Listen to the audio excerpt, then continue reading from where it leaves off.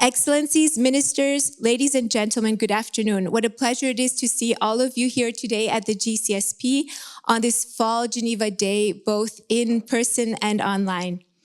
Thank you for attending our event. The US elections are over. How will the new administration influence transatlantic security and geopolitical security?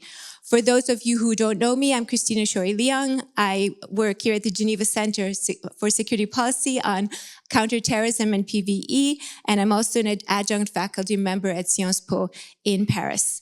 Let me pass the floor now to Ambassador Thomas Greminger, Swiss diplomat and executive director of the Geneva Center for Security Policy and former Secretary General of the OSCE. Ambassador Greminger has been orchestrating and facilitating numerous diplomatic dialogue events across the globe to encourage open dialogue in order to improve peace and security. The floor is yours. Ladies and gentlemen, dear colleagues, dear friends, good afternoon. Welcome to the 27th Geneva Security Debate, today entitled, "The US elections are over. How will the new administration influence transatlantic security and geopolitical security?" As most of you know, our Geneva Security Debates consist of public discussions on current security challenges, bringing together leading thinkers and practitioners in order to provide new insights and better understanding of today's security challenges. So thank you very much to all of you for joining us this afternoon. It is my pleasure to welcome you to this event where we have come together to reflect on the recent US election outcome and look forward to the future. The people of the United States of America have chosen Donald Trump as their president-elect. Elections are powerful moments. They bring change. They bring renewed focus on the work ahead.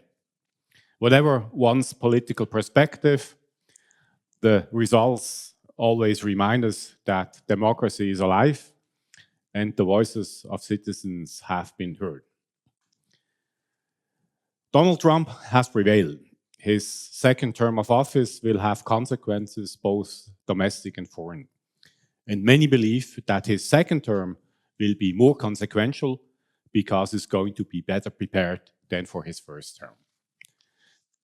What is clear is that the United States, due to its economic size, military superiority, energy security, business and innovation and productivity, in particular in the tech sector, growing population, cultural influence, and America's immense private wealth, including, by the way, the president-elect's own, which Forbes estimates at $5.6 billion US dollars. These factors, these features will give Trump the freedom to act, including by asking more of its allies and partners to benefit from the deterrent effect of that power. By virtue of its power, the United States is able to shape world order to an extent no other actor is able to do. And Trump is a power politician. He believes that foreign relationships and transactions are an unsentimental function of power. 6 weeks ago, I was for a week in Washington, D.C., talking to our partners in government and in the expert community to better anticipate how a second Trump term would impact on US foreign and security policy, and eventually, obviously, on the things we do here at the center. We talked to a significant number of experts aligned with the Republican Party, including representatives of the Heritage Foundation, American Global Strategies, and other organizations. Many of the people we exchanged with aspire to serve in the future Trump administration. And we made it a point to meet representatives of all three categories of the Republican foreign policy spectrum. So first of all, the Reagan Republicans, comprising for the most part of experts and political figures who subscribe to a strong projection of US military and diplomatic power around the world, the maintenance of extensive alliances, and a continued role for the US as a leading global power in charge of protecting the current rules-based international order. Well, I would argue that Senator Rubio is seen to be part of this school of thought.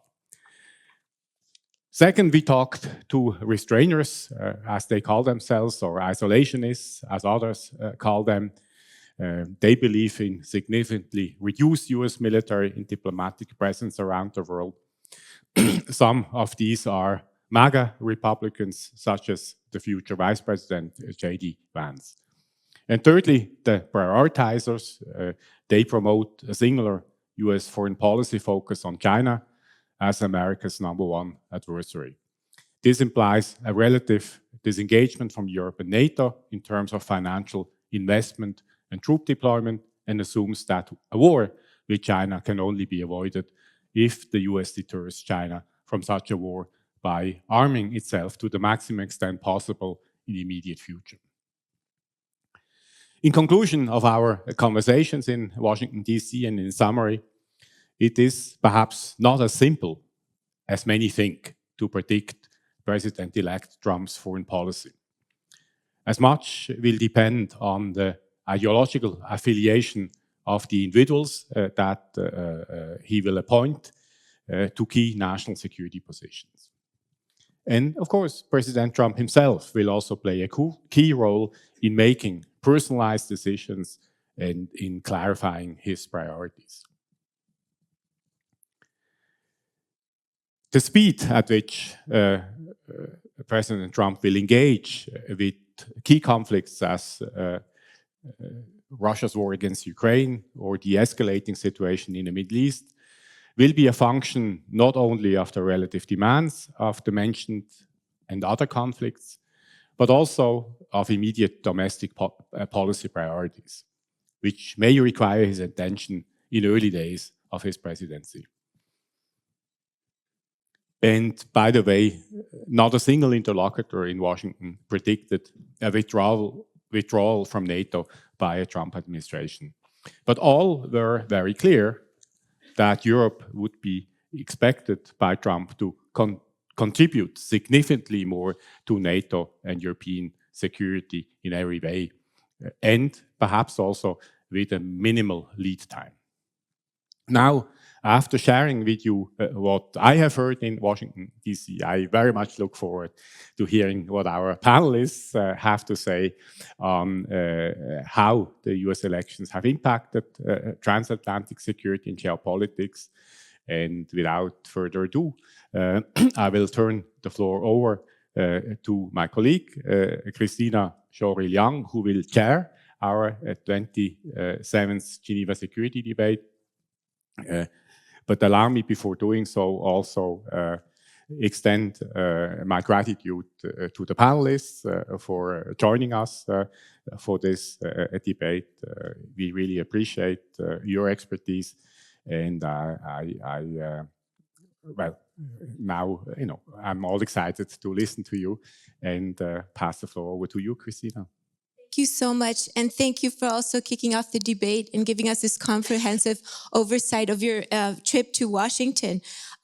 These are the important insights that you cannot get from the papers that we write or the books that are published a year too late. Thank you so much. In a world marked by shifting alliances and evolving threats, the US election of Donald Trump as the 47th president will have an important impact on multilateralism and especially global security. In the first segment of our debate, we will focus on the Russia-Ukraine war. Then we will highlight some US-NATO relations, US-EU relations, and then discuss Europe's relations with China and how this plays upon U.S. relationship with China as well as with Europe. We will also discuss the conflict in the Middle East, and during the debate, we will try to anticipate. This is anticipatory. We are trying to give you some of our insights, thinking about what he did in the past and what he might do in the future. But we would like to also have a very strong focus on transatlantic security. So this is really a Geneva debate on transatlantic and geopolitical security. We will leave the domestic security for the other guys. Okay, so let me now introduce the wonderful women on my panel. Let me start first with Dr. Gorana Grich, a senior researcher with the Swiss and Euro-Atlantic Security Team at the HETH Zurich Center for Security Studies. Gorana is also a non-resident senior lecturer at the United States Studies Center at the University of Sydney. Senior fellow at the Transatlantic Security Initiative of the Atlantic Council Scowcroft Center for Strategy and Security, and an expert associate with the National Security College of the Australian National University, and one of the most prolific writers I have ever seen. She writes about 5 articles a month. Then I pass the floor to Ms. Gesine Weber, is a fellow at the German Marshall Fund, part of the geostrategy team in Paris, where she works on European and security and defense issues. She focuses on EU defense initiatives, security and defense policy of the F3, France, Germany, and the UK, and Europe's role in the global order. And then last but not least, Ms. Oana Lungescu, our distinguished fellow at RUSI, the Royal United Services Institute, and senior advisor at EPC. Oana Lungescu is the longest serving NATO spokesperson, 13 years, and the first woman and first journalist to hold the post. She directed alliance communications during the most turbulent period in a generation, providing strategic advice to two Secretary Generals, Jens Stoltenberg and Anders Fogh Rasmussen. In 2016, Politico named Ms. Lungescu one of the most influential women in Brussels. So let me begin with our first segment of our discussion. Let's focus right now on US-Russia relations and especially Eastern European security. My first question goes to Gorana. Gorana, how might Trump's return influence the US stance on Russia and the ongoing conflict in Ukraine? Thank you for that, Christina. And just first of all, let me tell you what a delight it is to be part of this panel and to meet some new colleagues and friends, hopefully, and engage in what is a very important conversation. But I would say, first of all, a conversation where we are basing a lot of our discussions now on a lot of assumptions and uncertainties. So this is a very much evolving conversation. And if there are any breaking news coming on your mobile phones, please do let us know about, future appointments and so on. Now, on US-Russia policy, I think that we need to be clear about, again, the uncertainties that still prevail, because what we are basing a lot of our inferences at the moment are based on 2 things. One, Trump's first term in office, and second, the campaign as it was. So based on the first term in office, President Trump actually had this very interesting and bifurcated Russia policy, I would say. There was the policy that was very sort of declaratory, that was very personal, that President Trump mostly conducted via social media. And then there was the official policy that was pretty muscular and that was coming mostly out of the pressures that President Trump was facing either from the Congress or from within the foreign policy bureaucracy. So we know already that President Trump actually, if you look at the substance of the Russia policy, was tougher on Russia than, say, President Obama before him in terms of the sanctions implementation, in terms of commitments to initiatives like European deterrence initiative and similar sorts of things, right? So we need to have that in mind if we want to infer anything about the sort of future, to think about how some of these things might translate into second term, and the extent to which, especially the makeup of the Congress and then again pressures from within foreign policy bureaucracy might dictate these things.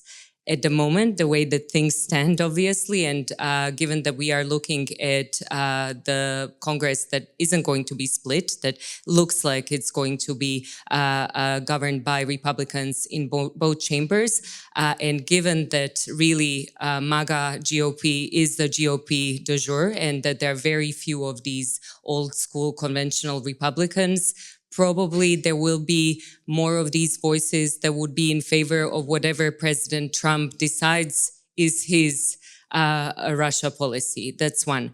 And then second, in terms of the kind of inversion of what we've seen for quite a long time in terms of US policy towards Russia, I would say, and this is a very simplistic way of saying it, and I'm just going to provoke a little bit of a discussion. I would say that up until Russia's re-invasion of Ukraine in 22, Ukraine policy was subsumed to Russia policy.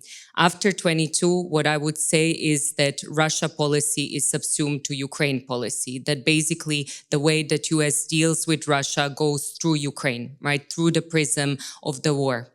And we know that actually, of course, we can distinguish the Biden administration prior to 22 and then following 22, but it's also quite indicative that President Biden didn't initiate any sort of reset with Russia, right? For the first time in the post-Cold War era, this was kind of the standard line that every president went through to try to patch up relations, which traditionally with every new president were getting worse and worse. And now the question is how President Trump will basically act in light of what has been a Russia policy that has been dictated by the war in Ukraine that obviously Russia has waged now for nearly 3 years. So moving into future, I would say, you know, again, to the extent that we can speculate, there is a case for why we might see a tougher line, even if it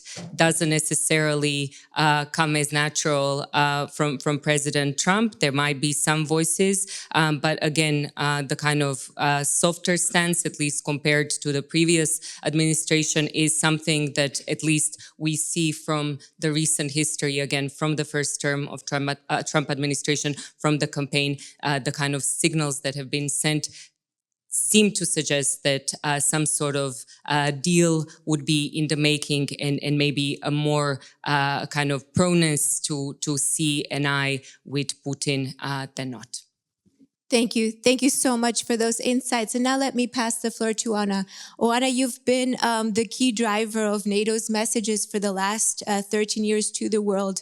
How do you see the war in Ukraine unfold, and how much military support will you see the U.S. provide to Ukraine once President-elect Trump comes to power? Thank you, Christina. And let me first, like Gorana, also welcome the fact that this is an all-female panel, which is a message in itself, talking about messaging. And I think an important message, especially now. But let me just go back one step, because we still have about 2 months of the current administration, and we see Secretary of State Tony Blinken currently in Brussels, meeting NATO allies as we speak, also going to meet EU leaders. So I hope and I expect that over the next few weeks, we will see greater intensity in supporting Ukraine at this crucial phase in the war, as it embarks upon what is likely to be the toughest winter so far since 22. Whether the Biden administration will change its current approach and allow Ukraine to use deep strikes against Russia, that remains to be seen. Also remains to be seen whether the European allies that have provided those long-range capabilities, basically basically the UK and France, are willing to do so without an explicit go-ahead from Washington. What we do know, I think, like Gorana and Ambassador Greminger, I think, first of all, we don't know. So all the speculation is speculation, but it's also based on the things that we do know. So what do we know about President-elect Trump's approach to Ukraine is that he pledged to end the conflict in 24 hours. However, he didn't quite say how. First, he said he would do it even before the inauguration. We haven't heard that recently, so it may be that the complexities of the issues are dawning on the incoming administration. But I think there is clearly a desire from both President-elect Trump, Vice President-elect J.D. Vance, and a lot of the appointees that we have seen so far, even though we don't know about Marco Rubio. Marco Rubio has not been confirmed by Trump for incoming Secretary of State. But I think from all the others, there have been public statements about the need to end the war. And in general, we have this slogan of ending the endless wars. Which started with Afghanistan and now refers to Ukraine and the Middle East. We have a couple of scenarios, so we'll have to see which one of those may be a preferred scenario or whether it's something totally different. So we have something that I would call the Mike Pompeo plan or scenario, which was to basically lift all restrictions on Ukrainian weapons to show Putin he has no chance of winning. But we also know that Trump has explicitly and publicly ruled out appointing Mike Pompeo to any new position in the administration. At the opposite end, we have what I would call the J.D. Vance plan, which is basically to freeze the war very much on Putin's terms. Basically, to have a demilitarized zone along the current demarcation line and to rule out NATO membership for Ukraine for the foreseeable future, either for 20 years or forever, but also potentially membership of the EU. He also suggested that Europeans would have to pay for Ukraine reconstruction and also send some sort of peacekeeping force. So in a way, putting the onus on the Europeans to support Ukraine. And then we've had sort of in-between scenarios. Robert O'Brien, who was President Trump's last national security advisor, suggesting lethal aid, but financed by the Europeans. And Marco Rubio, who again has been mentioned for the next Secretary of State, talking about the fact that we are financing a stalemate, as he put it, in Ukraine. So that's got to end. But then we also need a deal that maintains Ukraine's sovereignty.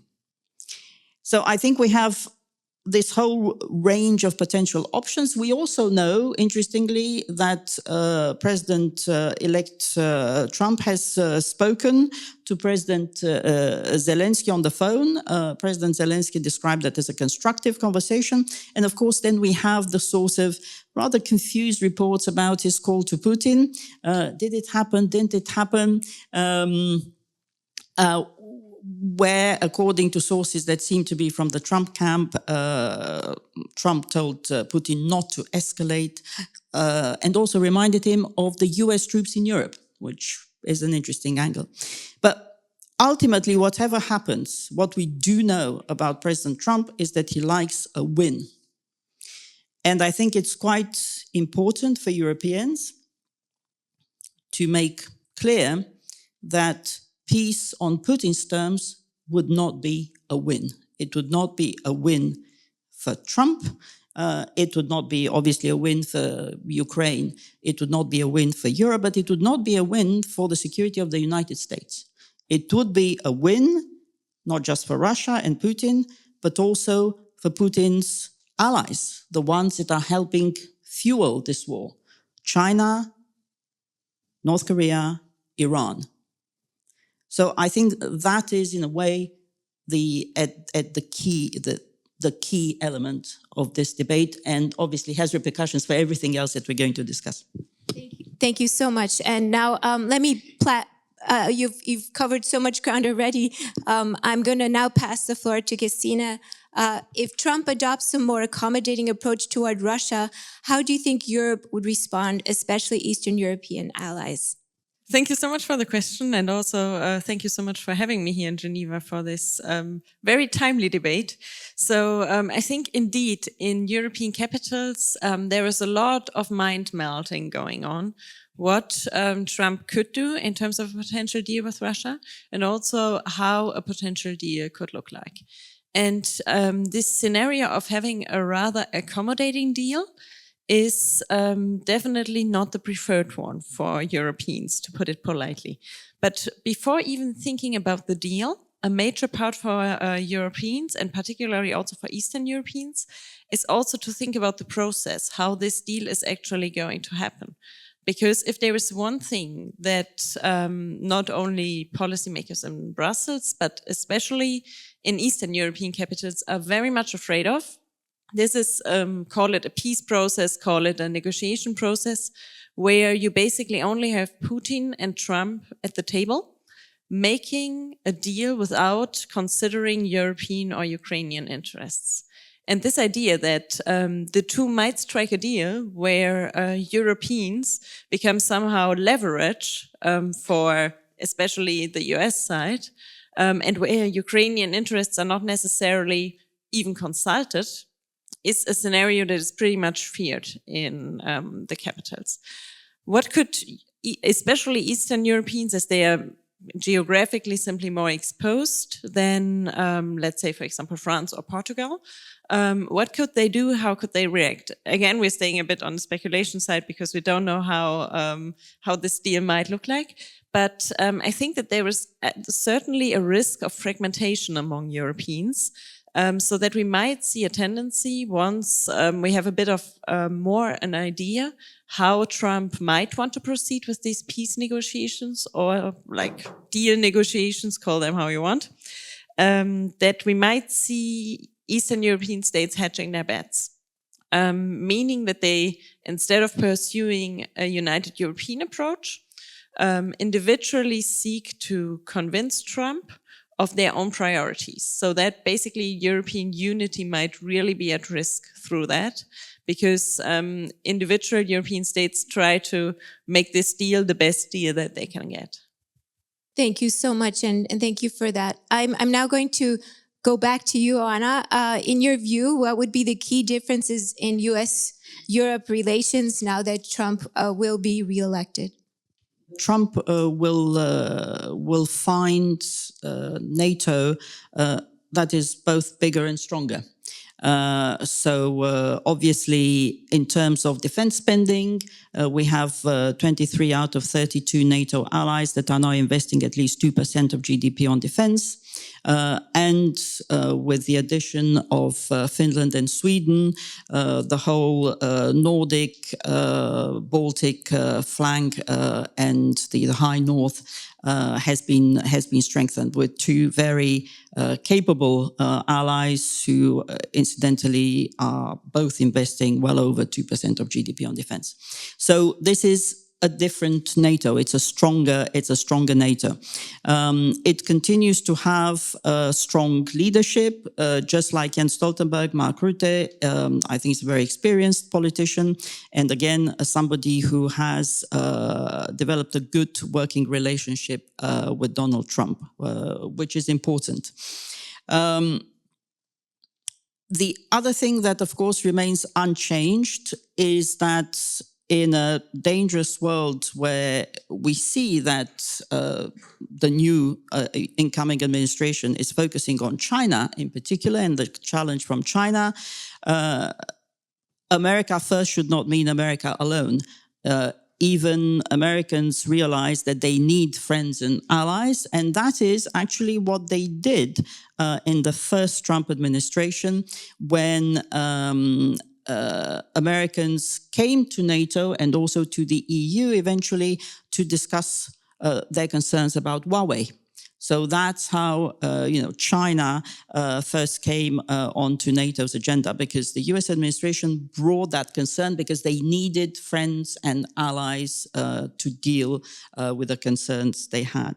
But I think definitely NATO allies, if there is a message for NATO allies, it would be keep calm and invest more in defense. And you can't just have one without the other.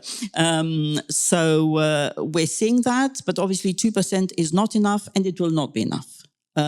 Even under the most benign circumstances, I think NATO will need to start moving towards at least 3% or 3.5% soon. And I think Poland is already at 4%. So, Gorana, how do you think European leaders should prepare or adjust for a second Trump administration? Yeah, I think actually European leaders have been preparing and adjusting already well before November the 5th, or when we found out the results very soon after the polls closed. I think all throughout this year, there have been various initiatives, and Joanna can speak much better to that in terms of, for instance, NATO doing things to kind of future-proof. I'm not a fan of this whole like Trump-proofing Europe or NATO, but doing things to actually be more capable, right? To be stronger, both economically and on security front. So in that sense, I think that a lot of work has already been put in play compared to, say, 2016, 2017, when I think that there was a lot more of this shock that reverberated across the Atlantic.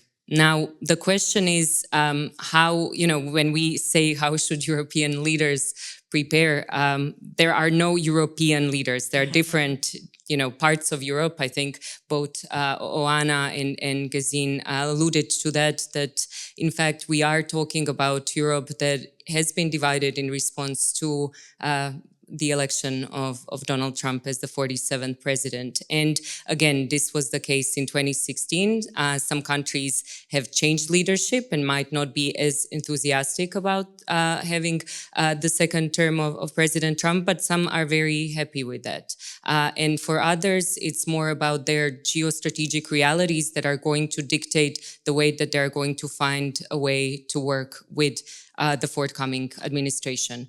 And what I mean by this, and as a student actually of transatlantic relations, and especially in terms of the kind of point that I constantly keep on annoying a lot of my students with, that there is no singular transatlantic relations. I think if you want to be very crude about it, there is the kind of all transatlantic relations, so US and Western Europe mostly, again, some exceptions, and then US and Eastern Europe. And where we've actually seen, regardless of presidential administration changes, that New Europe has found ways to work with the United States simply because of the commitment towards NATO as that security umbrella.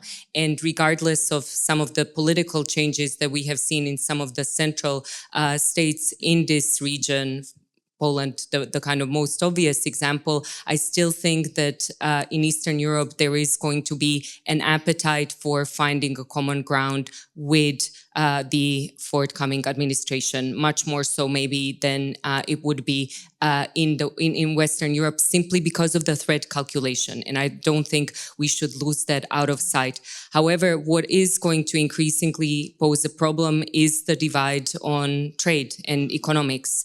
And if the promises of these unilateral tariffs, uniform sort of flat rate, whether it's 10%, 15%, whatever it might be, if that comes to fruition, then finding common ground and consensus and having a good working relationship is going to be increasingly harder, not just for the Western Europeans, but all across the board. So in that sense, Europeans need to prepare. And I don't think, again, these are any of the kind of things that I'm sure the audience here in the room and online wouldn't have thought about. But again, we know what the sort of malaise is of the European Union's competitiveness, right? There are different prescriptions. There are solutions to get out of that, but it is going to require a lot of investment. And at a time when, again, resources are scarce, and when European Union or Europe as a continent has been dealing with several different shocks that have been kind of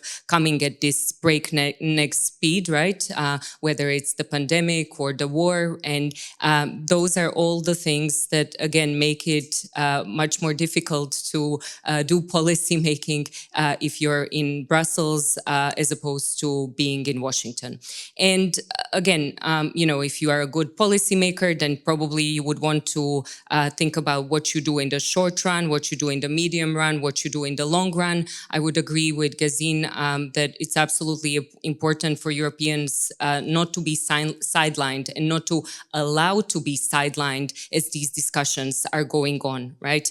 European Union actually has established itself as a rather important player in the effort to support Ukraine for the past 2.5, nearly 3 years. And I think that as such, it has a say, and it should be doing things right now, not thinking about preparing, in the future to actually be part of these conversations, but then, thinking about the medium term, what are those sort of end states that we want to reach, right?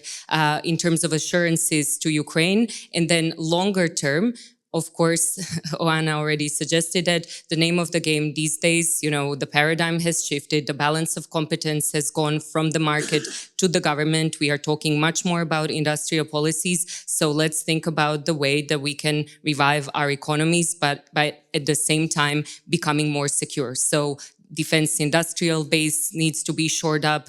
There needs to be much more coordination and cooperation. These are all of the things that we've been talking about, for ages. But again, if not now, I don't think that there's going to be another chance to do it, right? Then we are truly going to talk about fragmented Europe, where Europe as a concept is something much different than what we've seen over the past 70 years. Thank you. And for just a shout out, I just saw this morning a fabulous article from the Atlantic Council on how Europe sees the election. A really excellent, well done article. So let me pass the floor now to you, back to you, Gesine. Given the potential shift toward America First policies, how might European allies respond if Trump were to reintroduce a more unilateral approach to foreign policy? Yeah, then it is, of course, going to be pretty complicated for Europeans to work with the United States. So if there is no willingness at all to even include allies, although I think that is a point that also already came a bit out of the discussion here. Like even those who are really for an America First policy realize that it is going to be pretty complicated to implement this entire agenda all alone. So, but if, let's say, there is a lack of consultation of European allies over US policies, Europeans will probably draw their conclusions from that. And when we look at, for example, the Biden years, we also saw such an example, which was the Inflation Reduction Act. For European companies, that meant that market access would become relatively complicated, or that they were just not competitive because there was a preference for products made in America. And when you were a European company that didn't produce certain products in the US, you would be hit by ramifications. And the European response to that was, to some extent, a very extensive industrial policy and the European Green Deal. So I think that if the United States were to decide to have a more unilateral foreign policy and leave Europeans aside, that could in fact also leave Europeans to have to think more creatively about things they can already do, be it in the field of technology and regulation, be it in really classical economic policy, trade policy, industrial questions. We also saw in recent years, for example, a CHIPS Act. We see a European economic security strategy. And I think all this also, or similar initiatives, could be reinforced if we see a back to America first and America alone. Thank you so much. I'm going to pass the floor now back to Oana. Oana, based on your deep experience working for NATO, how would you see the US in terms of will it meet or maintain its security guarantees to Europe?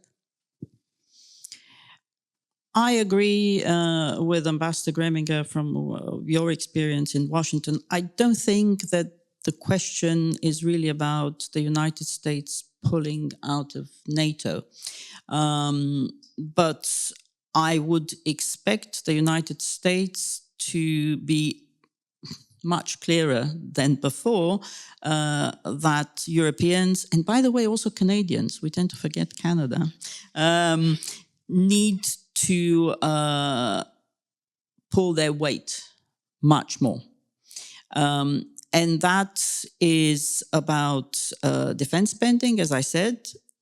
Basically, we still don't have all 32 allies on 2%. And that, interestingly, applies in particular to some of the big Western European countries like Spain, which is the last in class, I'm sorry to say, but also Italy, where Giorgia Meloni is actually perhaps one of the most pro-Trump leaders in Europe, and others such as Belgium.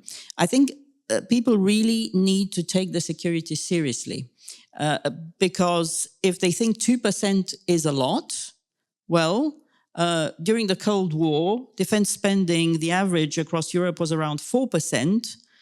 And if you want a self-fulfilling prophecy where you tell the Americans, we can do without you, well, Europeans will need to pay even more than 4% in the sort of world that we live in now. So I think there has to be a sort of cost-benefit calculus or a recalculation in at least some of the Western European capitals. I think also Europeans will need to consider how, I fully agree, they need to be part of the conversation and need to be, they need to invest in what brings us together, because it's in everybody's interest. So I think there will need to be a greater alignment with the US on China. I think Europeans also need to make a bigger effort. It's already been very important, but it's still not enough to totally reduce energy imports from Russia. We still see LNG imports from Russia reaching Europe through circuitous ways, but it's still there. And if we know, again, anything from the first Trump administration, is the rather justified question to Germany at the time, you ask us to help protect you and have our troops in Germany, but at the same time, you're paying the Russians for Nord Stream 2 and the gas from Nord Stream 2. You need to make a choice here. So I think LNG, and we've seen Ursula von der Leyen, the president of the European Commission, already talking about increasing LNG imports from the US, which are already quite substantive. But I think some of these things, so reducing much more energy dependency on Russia and taking the challenge from China much more seriously, I think, as well as defense spending, those are three areas. Thank you. Thank you so much. Corana, what do you see as the most significant risk to the shared values that are underpinning the Transatlantic Alliance under Trump's influence? Well, the question of values is really important one, because obviously the Transatlantic Alliance is part security, part economy, and then part commitment to some shared values, right? And I think, again, during the first Trump administration, we did see these sort of coalitions of leaders who weren't necessarily all too happy about liberal democracy, about commitment to individual liberties, to sort of shared values, human rights. We can go down the list. And again, I think that their President Trump had a lot of friends actually in Central Eastern Europe. When we now move into the second administration, my worry is again that there are some of those who, in the election of Donald Trump, under this sort of message of MAGA, of everything that came to stand for in terms of political values, and we've all witnessed the campaign over the past year or so. It does provide somewhat of a license for leaders elsewhere to basically emulate or to again find common cause in actually challenging the values that still European Union as this supranational organization stands for, and a large part of that is again based on values. And of course, we can talk about mythologies and waxing lyrically about certain things, and stories are important to that extent, but there is something that the transatlantic space loses when there is this kind of disconnect when it comes to commitment to values in terms of what it presents as well in the world. And I'm just afraid that for the time being, at least, for at least the next 4 years, there isn't going to be much where on these sorts of issues, Europe and the United States will be able to speak with a singular voice. And that matters for international institutions all across the board, which have already been hit with quite a significant sort of challenge, being either sort of dysfunctional or defunct outright. And again, how this spills over onto those polities domestically, when the United States isn't seen necessarily as a credible voice that it has been for such a long time on things like individual freedoms, on human rights, where those things will be sidelined. And again, I don't think we need to again, go too much into kind of speculating what's going to happen, as opposed to just thinking about what went on in the first Trump administration.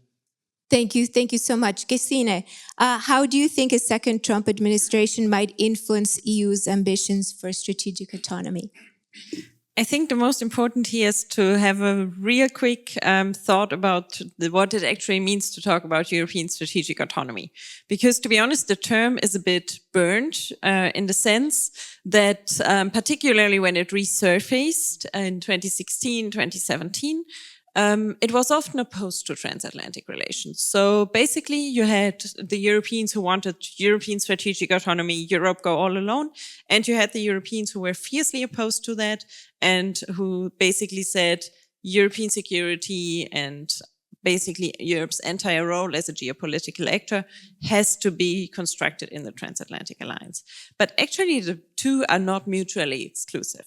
When we just, in general, I would say you can understand European strategic autonomy as Europeans thinking about what their interests actually are, how they achieve them, and what they need to achieve them. So very classic definition, a bit linked to what in international relations is grand strategy, linking ends to means. But for that, Europeans have to actually really define what are the ends, like where do they want to go? And I think when there is no strategic lead from the United States, which Europeans tended to follow for quite a long time, and we also saw that a bit with Ukraine, where you had a lot of leadership from the United States in terms of support, but you don't have strategic leadership from the United States in the sense of that there is no definition from the United States. How does victory look like? Or what does losing look like? We don't have these definitions. And Europeans don't have them either. But if we see a push of the United States away from Europe, Europeans will have to ask themselves these questions harder. And then they will also have to ask themselves, what do we actually need to achieve these objectives? Like, what do we have to do to, or what do we have to buy in terms of capabilities? Which instruments do we need to basically be the actor, first of all, on our own continent, but potentially also in the world that we aspire to be? Thank you. So I'm going to ask you a very interesting question, Joanna. You know that I always ask very interesting questions. Do you see any positive aspects of a new Trump administration? Look, I think getting Europeans to take their security seriously is always positive. Yeah, it may not always be pretty, but it's something that needs to be done. And I think Europeans have shown increased awareness of that, both in NATO and in the EU with various efforts. But I think, frankly, we should have done it faster. So I think there is now a new sense of urgency, and people are looking for ways to do that, both in NATO and in the EU, and NATO and the EU working together, which is a good thing. And I think there is a new dynamic, perhaps now, in the relationship with new leadership, both in the EU and in NATO. And I think a more pragmatic rather than ideological understanding of what that means. So I think it's very helpful to hear, for instance, I was listening to Kaja Kallas's hearings in the European Parliament yesterday, the incoming Deputy Vice President of the European Commission and High Representative for External Affairs, rejecting the idea of a European army, which of course is sort of one of those myths that keeps coming up, and making it very clear that it's NATO that has the defense plans and the clear chain of command, but what the EU could very usefully do is to take more serious action to deal with the fragmentation of defense industry, to strengthen the European defense industrial base, to boost production, both to fill our own stocks and to continue supporting Ukraine and to boost support for Ukraine. So I think there's a lot of concrete actions that can be taken, some of which are long overdue. But I think it's important that we do them. We don't have to wait for the 20th of January, really, and the inauguration of the next president of the US. There's lots of stuff that can be done now.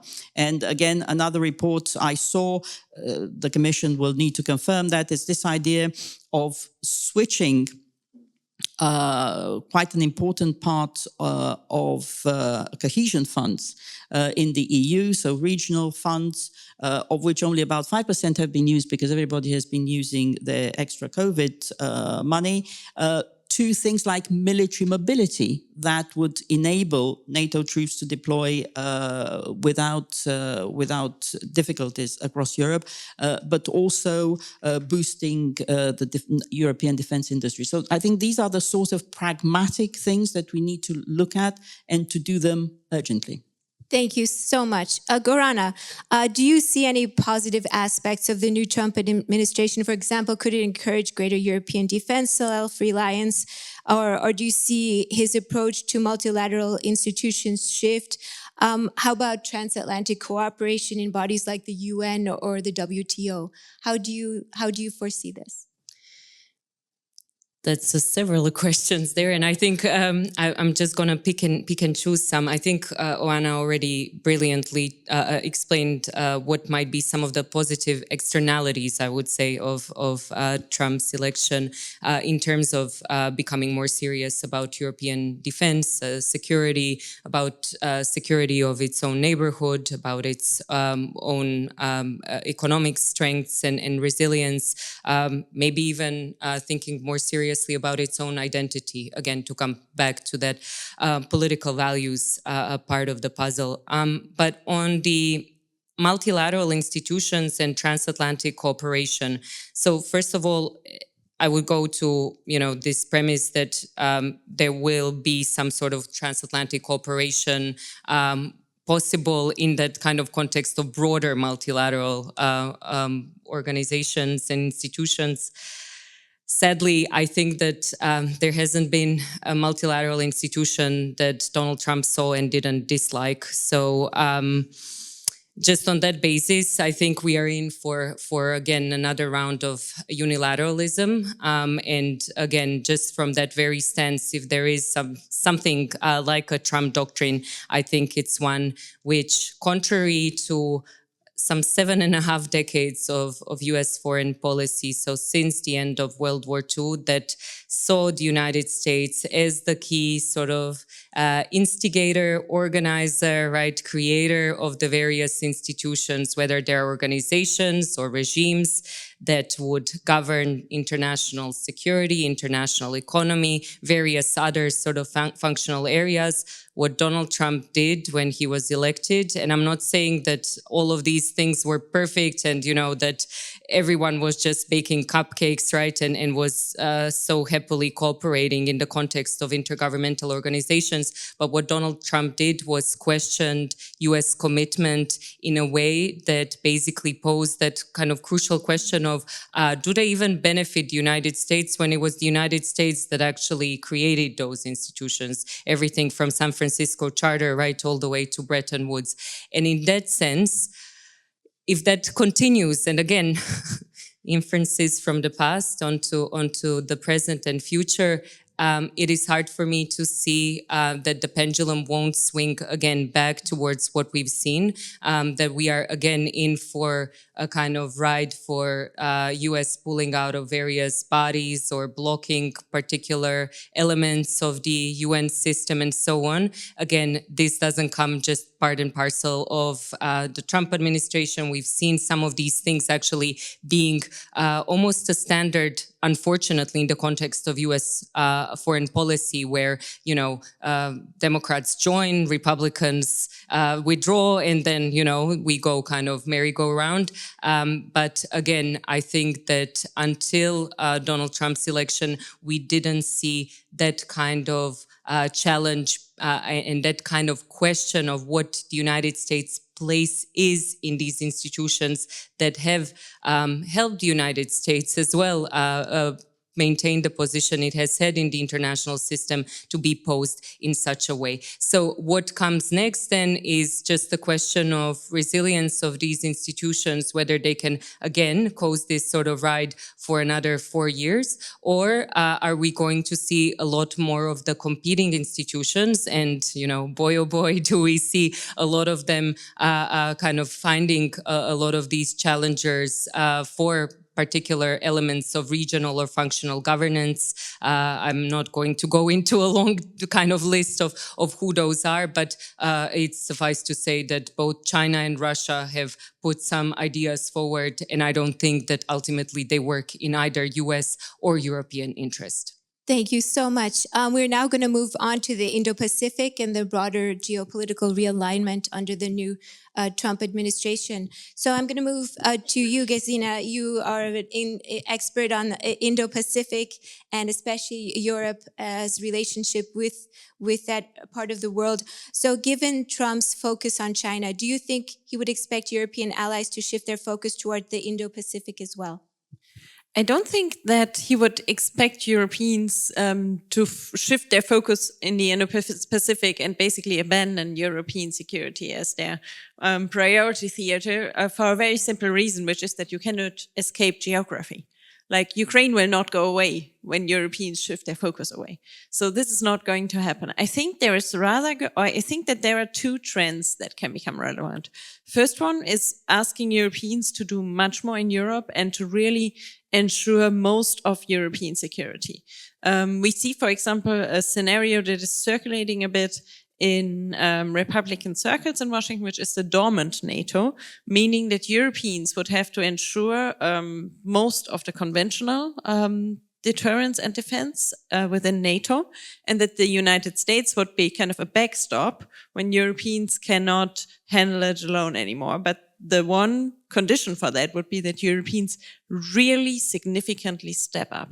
And there we would be, as Anna mentioned, at least 3, maybe 4% that would be needed. So I think it's less about shifting the European focus to the Indo-Pacific, but more Europeans doing more in Europe so that the US can focus on the Indo-Pacific. I think that is one point. Second point is that you cannot think about these two theaters separately. We see, for example, with now confirmed by leading NATO figures, the arrival of North Korean troops and also North Korean support to Russia's war effort in Ukraine, that it is that we cannot disconnect these theaters and say, yeah, Indo-Pacific is far away. What does it have to do with European security? Forget about it if we don't care about it. Doesn't matter. It's not like that this equation works. So we see that these two theaters are so connected that Europeans will have to pay attention to the Indo-Pacific. However, I think it is going to be very interesting to see what Trump exactly is going to demand from them.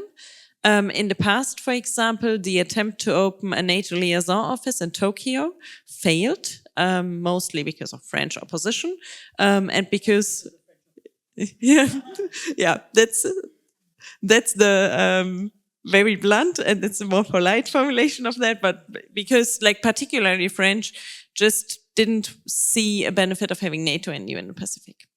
And I think there might be conversations to maybe rethink the role of NATO in the Indo-Pacific as well. Perfect. And that's just a perfect lead on to my question to Anna.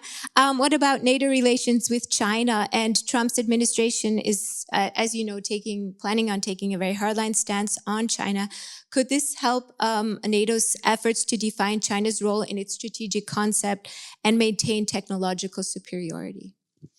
Yeah, in a way, I think everything that NATO is doing to reinforce deterrence and defense applies to Russia, but it also applies to the challenge of China. And of course, there is a difference in the way that NATO's strategic concept describes the two, and that's the strategic concept adopted in Madrid in 22, just after the start of Russia's full-fledged invasion of Ukraine, where Russia is described as the most immediate and direct threat to the security of the allies, whereas China is described not as an adversary, but as a challenge to our security, interests, and values. However, what we have seen, and the strategic concept describes that, but what we have seen much more clearly since 22 is this increased alignment between Russia, China, North Korea, and Iran. So I think it's the articulation of those two theaters, and actually the articulation of the three theaters that in a way needs to be made even clearer to Washington and in Washington. This idea that you can just deal with China and leave Europe to the Europeans and Russia to the Europeans, I think can only work so far, because that's not how Russia, that's not how China, that's not how North Korea, and that's not how Iran see the world. They see these theaters as interconnected. They are helping Russia run an illegal war of aggression on European soil. And we now see the direct implication of North Korean troops on the front lines fighting against Ukrainians in a war of aggression against Ukraine.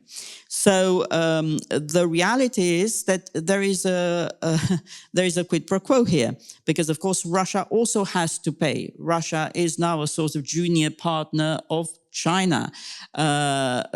Russia is supporting North Korea in its missile program. Those missiles can, yes, reach Europe, but they can also reach the continental United States. Russia is getting drones from Iran, and Iran, of course, again, is seen as a major threat. So I think it's the connection of all these that has to be made clearer, because you can't just deal with one of them in isolation, which also is the argument for Europe and North America to continue to stand together despite the trade wars which are likely to come. So it's going to be tough, but I think ultimately if you look at the naked national interests, both of the United States and of European countries, it is in our interest to do whatever it takes to stand together. Thank you so much. And we were just discussing it outside here. This is also the first time that the U.S. has had to deal with two peers who are nuclear powers, Russia and China, and now they are collaborating. So, sorry, let me just, I forgot, because I didn't answer your question. And NATO, of course, has this long-standing partnership with countries in the Indo-Pacific, with Japan, South Korea, Australia, and New Zealand, which has become much stronger, especially since Russia's full-fledged invasion of Ukraine. So you've seen their leaders at all the last 3 NATO summits and foreign ministerial meetings, and most recently, for the first time, at the NATO Defense Ministerial meeting. And you've also seen the South Koreans reaching out and NATO reaching out to South Korea very quickly on the reports of North Korean troops fighting Ukraine. So I think it's very important to keep up this exchange of intelligence and to support each other in what is ultimately a sort of a common fight. Thank you so much. Goran, I'm going to move back to you on how might a Trump presidency impact EU policies on global trade, technology, and supply chains in relation to both the US and China? I keep on getting all the easy questions, don't I? Okay. So, well, I would put this maybe from kind of, or try to answer it from 2 tacks. Of course, EU can lean in still those strengths that it has as a regulatory power, as a standard setter, as an economic power, one that has been diminishing relative to the other kind of major economic poles in the world, but still one that has quite a significant economic say out there in the world, and then in that sort of sense to work where those fortes might be. So especially in terms of some of the kind of tech regulations or, for instance, climate standards, similar sort of things. In terms of what you said about supply chains, and we obviously know, again, coming from a pandemic and the war that's still going on, the importance of supply chain resilience and what this means in terms of diversifying partnerships, right? About finding those that are reliable, right? And how do you go about making those now trade diversions, right, in a way that is going to make sense moving forward, given the increasingly complex geopolitical picture. But I would also say that this is not just in relation to US or to China, and that goes back to that kind of broader question of the region. I actually would say that if you had to ask me about, again, those maybe positive externalities of the Trump presidency, some of the work has already been put in place because Europeans have now for quite some time been thinking about the Indo-Pacific and engaging in the Indo-Pacific. And while no one in the Indo-Pacific pretends or is thinking that Europeans will be very important in terms of kinetic support, should there be, I don't know, a Taiwan contingency or South China Sea contingency, I can tell you that for a fact. I lived in Australia for 15 years, returned very recently to Europe. You know, no one is counting on Europeans for that, but they are counting on Europeans being there when it comes to coordinating economic response. And this is where Europe matters. And this is why these links matter. And I think one thing, again, if we think about where Europe has gone, you know, even speaking out of Geneva now here, right, in Switzerland, that region there, very far in the east, is still referred to as the Asia Pacific, right? I get always kind of slapped if I refer to the Indo-Pacific as the Indo-Pacific in Bern. However, if you talk to people in different European capitals, they will actually be able to refer you to their Indo-Pacific strategies.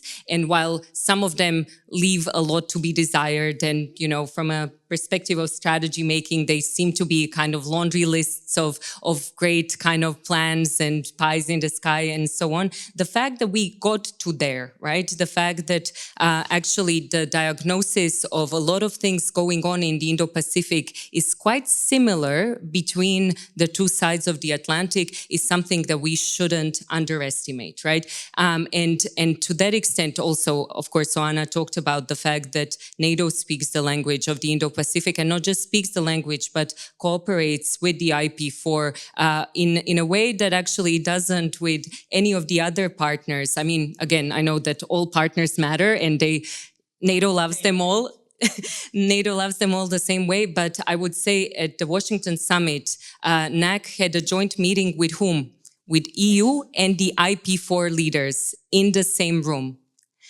I think that that tells you a lot, right? And I think that, again, as long as there is some sort of resonance and agreement in the diagnosis, there could be potentially some work that is done in terms of coordinating responses. My worry is, again, the same one that I outlined earlier, the kind of almost allergic reaction that some of the Trump associates, as well as the 47th president, have had towards the European Union and towards NATO. And again, I think that that actually works against US interests if it is to do things in an allied and coordinated fashion, given the two nuclear power predicament competition that it's facing. Thank you. Oana, how does the change in the presidency affect the Middle East and especially US foreign policy, and how will this impact Europe? I'm not an expert, but just a couple of observations. All the appointees so far are China hawks. They're also friends of Israel. So we'll have to see the final team, but I think you can see some clear trends there. We also have the statement by President-elect Trump, one that he wants to end the war in the Middle East very quickly, like the war in Ukraine, but also basically telling Prime Minister Netanyahu, do what you need to do. I'm quoting from memory here, so I stand corrected. Something like hit the nuclear first and don't worry about the others. So we'll have to see what the policy is in terms of Iran's nuclear capabilities. Iran has clearly been significantly weakened by the latest Israeli strikes, but we'll have to see what is the next stage. But there is, of course, a risk that we may soon deal not just with two nuclear powers, but of course with an aspiring nuclear power in Iran and another aspiring nuclear power in North Korea, which is why it makes it even more important for Europe and North America to work together. Thank you. We were also talking about how Russia has changed its direction, now sharing its technological know-how with North Korea, which is something new. I wanted to also ask you, Gorana, to maybe chime in on that question on the Middle East. Well, I would maybe look at it from the perspective of continuity and change. And between the two administrations, I think what is very clear between the Democratic and Republican Party is the issue of theater prioritization, where actually for the modern day Republican Party under Donald Trump, Middle East actually trumps Europe. And in that sense, if you think about where he started his sort of foreign policy journey in a real sense, visit to the Middle East over Europe, which has kind of been the standard a place to go if you're a US president starting his term. And just the focus on Iran is the sort of key threat in the region. And basically, again, subsuming all of the policies that revolve around the Middle East and Northern Africa more broadly around the threat that Iran poses, then I think that there is a little bit of a difference there. I don't think the difference necessarily comes in terms of the commitment to Israel. We talk about shades, but I think just in terms of what sort of changes the Trump administration ushered in, and some actually that were carried on by the Biden administration, the significance of Abraham Accords, right? The fact that actually there was this recognition that if Iran is a threat, then the Sunni Arab states, right, and Israel should find ground to cooperate.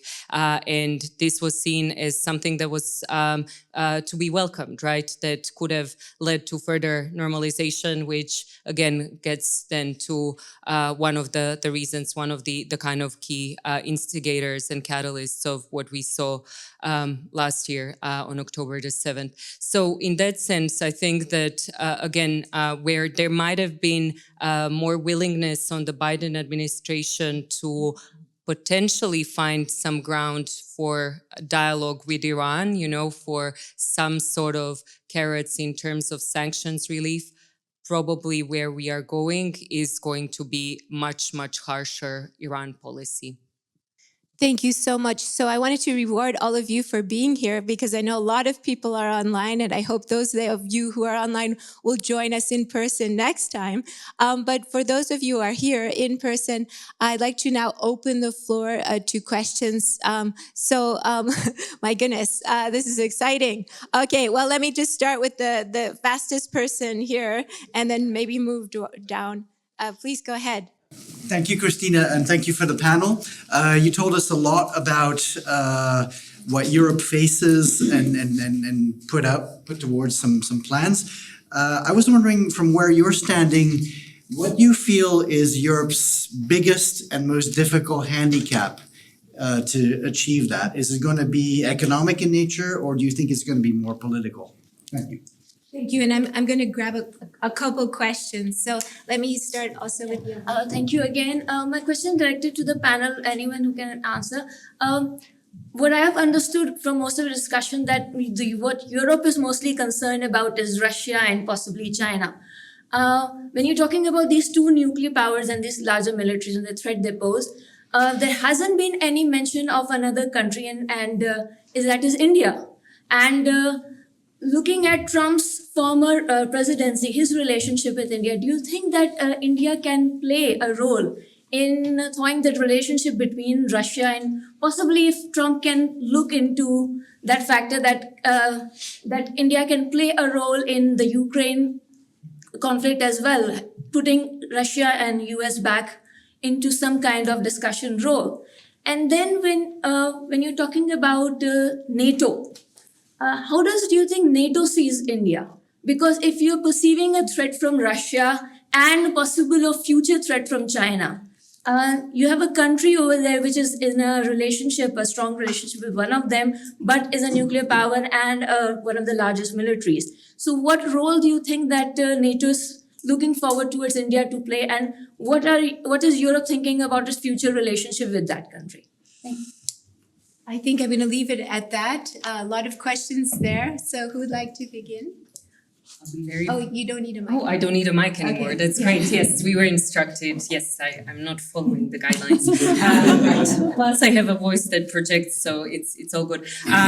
Very brief on the most difficult challenge in terms of Europe's position vis-a-vis any other country is the lack of that unity and the inability to actually get to anything unless you are unison on the on at least on a lot of issues that have to do with foreign policy. So I think the conversations that are going on around qualified majority votes and so on might be one way to overcome some of these impediments. But I would say that that's, at least in my book, the most difficult challenge, because it actually makes it very hard for others then to interact with Europe. They just see it as this very slow and kind of kind of cacophonous entity that takes a long time to get to a consensus.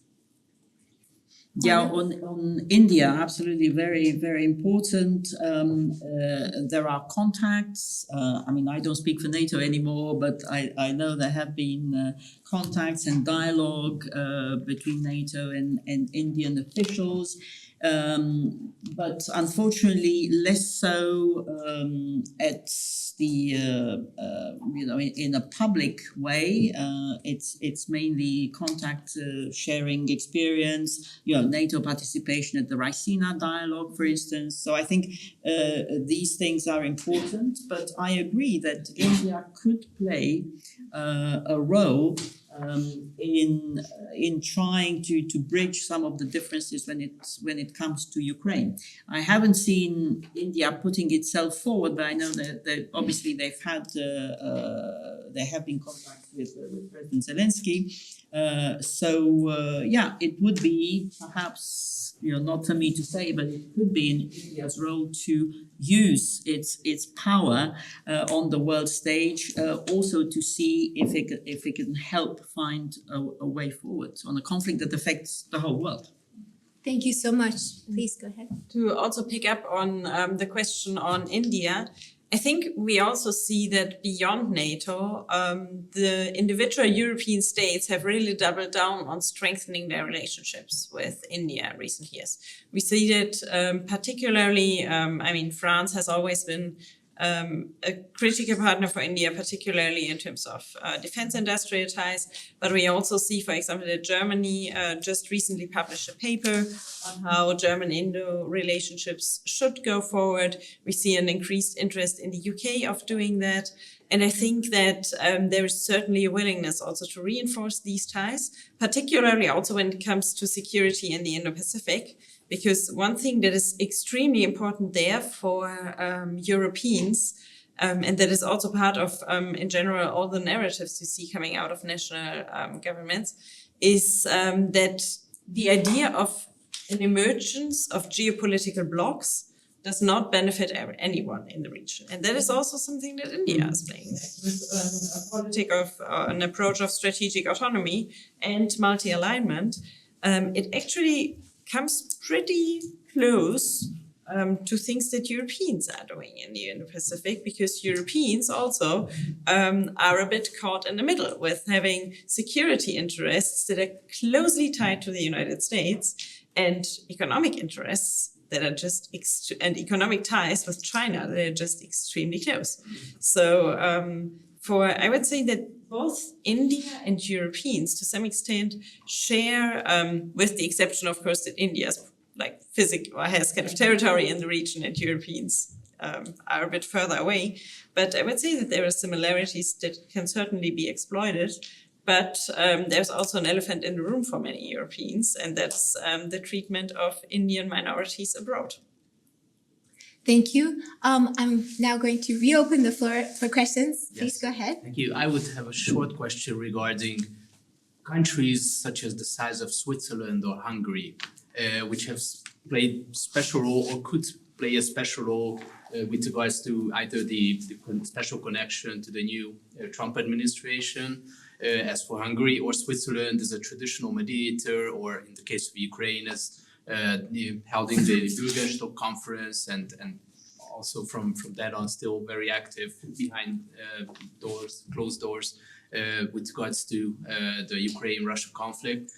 Do you see any special role with regards to these two countries? Of course, realistically speaking, they might do in order to forge some kind of common transatlantic approach towards especially the Russia and Ukraine question. Thank you. And I believe you're from the Embassy of Hungary. Yeah. Yes, great. Please go ahead. Yeah, thank you for the conversation. I really enjoyed it. My question comes from the context of our unsuccessful political marriage with Americans in Afghanistan. And with that lens in mind, to what extent any of our panelist members can respond? Can you foresee a similar scenario to Ukraine, where it becomes a playing card for both parties, Trump and Putin, to settle their larger issues around the world, not only the case of Ukraine-Russian conflict, and the government itself is sidelined, and at the end of the day, Zelensky becomes the scapegoat who will receive the blame. The same thing what happened in Afghanistan. So the context is different, given the value of Ukraine to European powers, but Trump is there, and is that a foreseeable scenario for Ukraine? Thank you so much. I think we'll leave it at that. Who would like to begin? Let me just start with the Afghanistan question. I think what is a very important difference is that Europeans and the US have learned their lessons from Afghanistan and the chaotic withdrawal. And I also think that Afghanistan is, in fact, an experience that Europeans can draw on to convince the United States to craft their strategy to Ukraine in a bit more long-term and lucid way than they did in Afghanistan. Because if there is one thing that Trump doesn't want, this is